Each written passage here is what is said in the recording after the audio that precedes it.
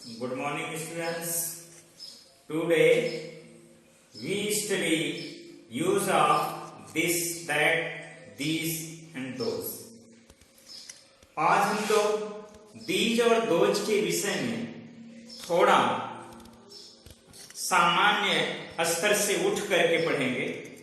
जैसा कि छोटी क्लास में this और that का प्रयोग पढ़ाया जाता है, this और these का प्रयोग पास की वस्तु के लिए, that और those का प्रयोग दूर की वस्तु को संकेत करने के लिए यूज किया जाता है। तो ये तो पढ़ाया ही जाता है।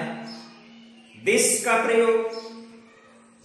प्रयोग हम सिंगल वस्तु के लिए करते हैं और these का प्रयोग प्लूरल के लिए करते हैं।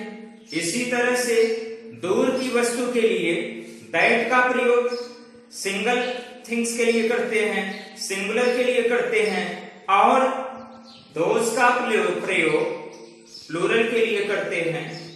तो हम कुछ एग्जाम्पल लेते हैं, जैसे this is a book। अब इसमें दिस इज अ बुक में अब बुक कहां पर है? दिस इज अ बुक से ये पता चलता है हमें कि बुक जो है हमारे पास है। दिस इज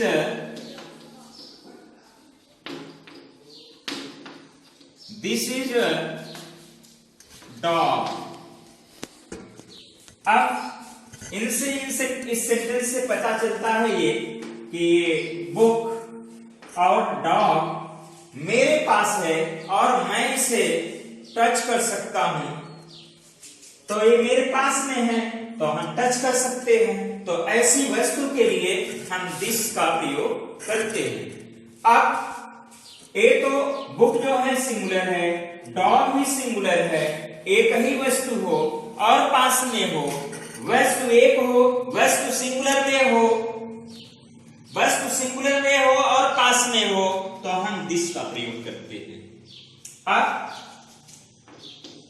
नेक्स्ट सेंटेंस देखते हैं। These are books। These are dogs। अब यहां पे देखिए, ए वस्तुएं जो जैसे बुक्स है, अभी तक यहां बुक था, सिंगल बुक थी। अब इस सेंटेंस में बुक्स हो गया, अब एक से अधिक बुक हो गई। अब सेंटेंस नंबर 1 में, सेंटेंस नंबर 2, 3, 4। सेंटेंस नंबर 2 में डॉग सिंगुलर है, लेकिन हॉल में डॉग सिंगुलर नहीं है, डॉग्स है, प्लूरल है। लेकिन ए बुक सिंगुलर नहीं है, प्लूरल में है, लेकिन ए पास में है, अर्थात एक से अधिक बुक है और पास में है, तो हम दीज का प्रयोग करते हैं। और सेकेंड सेंटेंस नंबर 4 में दीज और डॉग्स, डॉग की संख्या एक से अधिक है और पास में है, तो हम दीज का प्रयोग किए। देखते हैं number 1, that is a book. That is a book. अब हम दैट का प्रयोग कर रहे हैं। इससे दैट से पता चलता है कि बुक पास में नहीं है, बुक दूर है, और मैं संकेत कर रहा हूं, इशारा कर रहा हूं, दिखा रहा हूं। That is a book. वह एक पुस्तक है। जब पास में थी तो हम कह रहे हैं दिस इज अ बुक, यह एक पुस्तक है। अब दूर है, वह एक पुस्तक है, दैट इज अ बुक। इसी तरह से हम इसमें लेते हैं those are books. Those are books. अब बुक दूर है, बुकें दूर हैं, तो हम दोज का प्रयोग करेंगे संकेत करने करने के लिए, इशारा करने के लिए those are books, those are books। तो इससे ये पता चलता है कि पास की वस्तु के लिए दिस और दीस का प्रयोग करते हैं, दूर की वस्तु के लिए दैट और दोज का प्रयोग करते हैं। तो ये तो रहा, ये तो सामान्य बातें रही। और एक दिस का प्रयोग एक जगह और करते हैं, जब हमको परिचय कराना हो, किसी को परिचय बताना हो, तो हम कहते हैं, जैसे स्कूल में हमारे पापा आए या हमारे कोई पेरेंट्स आए, गार्जियन आए, तो हम लोग बता सकते हैं किसी से भी, this is my mother, this is my daddy, this is my guardian, these are my parents.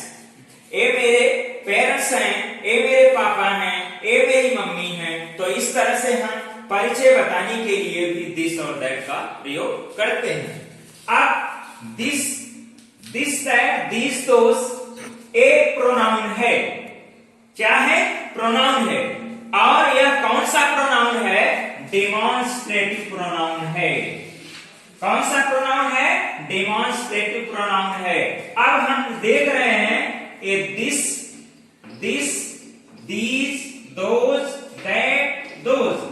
हाँ, कैसे पता करोगे किसी सेंटेंस में कि this, that, these, those demonstrative pronoun है?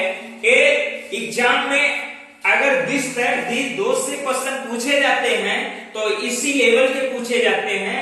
कैसे हम आइडेंटिफाई करेंगे कि दिस और that, this, that, these, those demonstrative pronoun है? तो दिस, दैट, दीज, दोज एक डेमोन्स्ट्रेटिव प्रोनाउन तब होगा जब इसके बाद कोई नाउन नहीं होगा, सीधे वर्ब आ जाएगा तो ये डेमोन्स्ट्रेटिव प्रोनाउन होगा। जैसे दिस के बाद इज आ गया, दिस के बाद कोई नाउन नहीं है तो ये डेमोन्स्ट्रेटिव प्रोनाउन है। दिस के बाद इज है, दीज के बाद फिर वर्ब आ गया, दीज के बाद नाउन नहीं है, ये डेमोन्स्ट्रेटिव प्रोनाउन है, ये भी डेमोन्स्ट्रेटिव प्रोनाउन है। तो ये सारे के सारे डेमोन्स्ट्रेटिव प्रोनाउन हैं।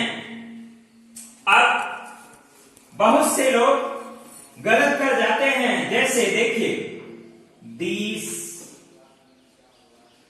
Book is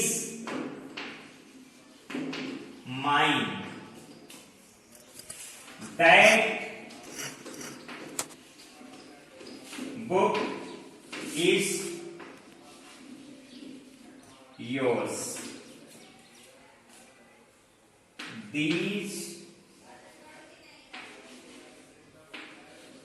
pens are ours,